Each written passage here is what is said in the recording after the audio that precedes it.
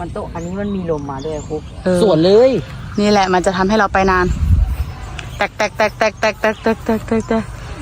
เครื่องบินโครงไก่ลงจอดที่โกฟุตบอล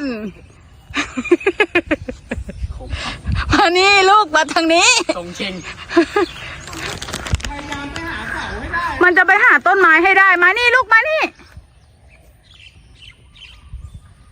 เฮ้ย ไม่ต่อยกัน ปล่อยมันนะ